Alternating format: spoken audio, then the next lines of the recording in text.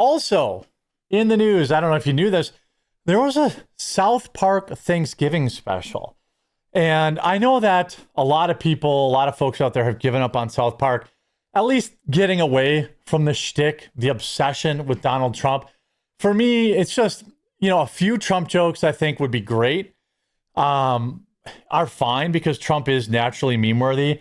But their like outright obsession with them is making the show unwatchable. But obviously that's not the case for a lot of people, because there are a lot of people still watching South Park. Now, they have not put out any kind of ratings really in the last several months. So I don't know if people are tuning out completely. I suspect that's the case. Certainly they could. Certainly one would argue that if they had these continued insanely high ratings, they would be reporting on them. But the only real ratings out there are from over a month ago. So if we get any ratings before the end of the year, that would be interesting.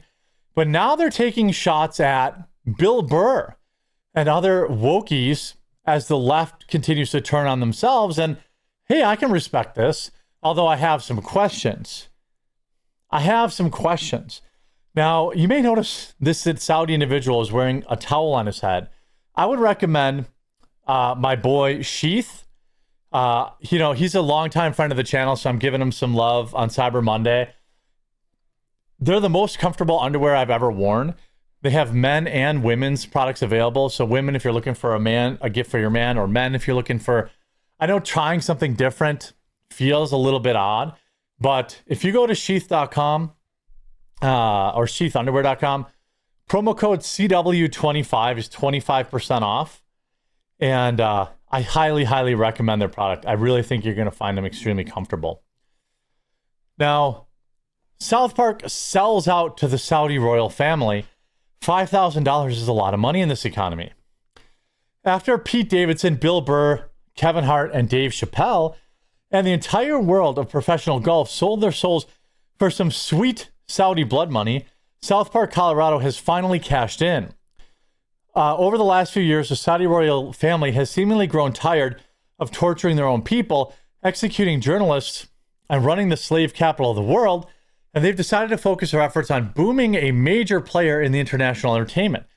From Live Golf League to the Riyadh Comedy Festival, Saudi Crown Prince Mohammed bin Salman has been bankrolling some of the highest profile events in show business. But he's also keeping his eye on the smaller fish in the sea. Most recently, sponsoring the South Park Thanksgiving 5K in tonight's new episode of South Park Turkey Trot. Now, here's the clip. I think I have the clip that they put out, if they allow me to play it. This Thanksgiving morning, lace up for holiday fun and tradition.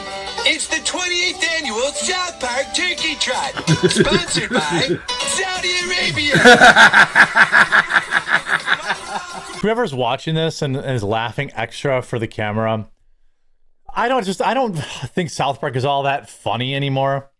But like, I just want to point this out. Sometimes I want to point this out.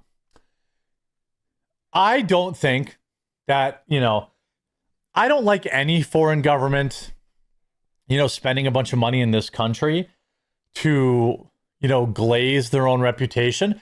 And I do remember all of the people that conveniently did not report on when Saudi Arabia took the life of I believe, Washington Post journalist live on audio. You could hear them like chopping him up or whatever.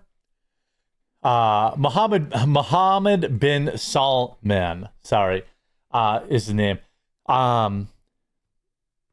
But, there are other countries that spend a lot of money, sometimes $7,000 at a time, to glaze their reputation. China just paid for Hassan Piker to glaze for them. Russia, presumably, sponsored Tucker Carlson's trip there to talk about how great a loaf of bread in Russia is. I mean, just about everybody in the media who is going to these foreign countries are doing so to glaze them. whether they admit it or not. I mean, they've been flying. I mean, like a country like Israel has flown out hundreds of people over the years. Nobody has a problem with that. You know, I'm not saying Saudi Arabia is good or Israel's good or China's good or Russia's good or any of these countries. I'm just saying, ooh, it's so base to point out Saudi Arabia doing it, but nobody's pointing out any of these other countries. I mean, China just had Hassan Piker there to promote communism while they have an active concentration camp full of Uyghur Muslims, and to promote China to 50, 60, 70,000 Americans. I didn't see Cracked Magazine criticizing that. They're trying to get banned in Saudi Arabia. It's absolutely stuffed with Thanksgiving tradition. And the first one across the finish line wins their team $5,000.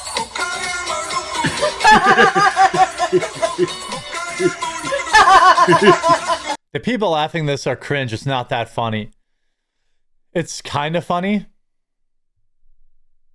Like, it's kind of funny, but it's not that funny. Sign up your team now. All ages are welcome. Disparaging remarks towards the Saudi royal family are strictly prohibited. Start your Thanksgiving with this. So the disparaging remarks about the Saudi royal family are prohibited, which of course is a dig at Bill Burr, Dave Chappelle, and all the, like the left is freaking obsessed with this. The left is so obsessed with this stupid comedy festival. The one person I'm surprised took the money is Pete Davidson. You know, given his father died in the Twin Towers, maybe I wouldn't take money from the Saudis. But then, again, who knows if the Saudis were even connected to it or linked to it. Nobody even knows anymore these days. But I just, you know, oh God, it just wasn't funny. It just wasn't funny, was it? And like Dave Chappelle, like, I don't really care. Like, I don't know if I've said anything particularly disparaging about Saudi Arabia other than publicly speaking out about them taking the life of a journalist, which is probably enough to get me blacklisted from the free money train. But you know what? If Saudi Arabia wants to pay for a perfect, like, high-end vacation for me, I'm probably going to go. Now, probably not. Probably not. To be fair, probably not. China, probably not. Russia, I might do. Russia, I might do. Post-war. China, no. Saudi Arabia, no. Yeah, I guess when I really think about it. But, like, the fact that they're, like, butthurt, they're still butthurt about that. By the way, you know, I don't think South Park would have the balls to criticize some other nations that spend a lot of money in this country. With the economy in shambles, everyone in South Park signs up for the turkey trot. When they learn that the Saudi royal family is offering $5,000 cash prize to the winner, naturally Eric Cartman sets out to game the system using his in-depth knowledge of, quote, race science, which means that he immediately tries to recruit Token for his black team. Seeing as everyone in South Park knows that blacks are loaded, Token isn't quite as desperate to win the blood money. He quickly bows out of the race, citing ethical issues with overseas sponsors. Cartman responds to Token's concerns by framing the town's attempt at self-enrichment with Saudi money as humanitarian cause that will bring Saudi Arabia in line with the 21st century Western values. Naturally, every word that comes out of Cartman's mouth about how taking a payout from the Saudi royal family in exchange for some good PR is a noble deed echoes exactly what Bill Burr and the rest of his Saudi-aligned American entertainers have said about their own participation in the Saudi global rebrand. I just don't buy this. This whole thing seems really fake to me. Like, just because Bill Burr did a comedy, made a funny in Saudi Arabia, does that make you think Saudi Arabia is any better than you did before he did?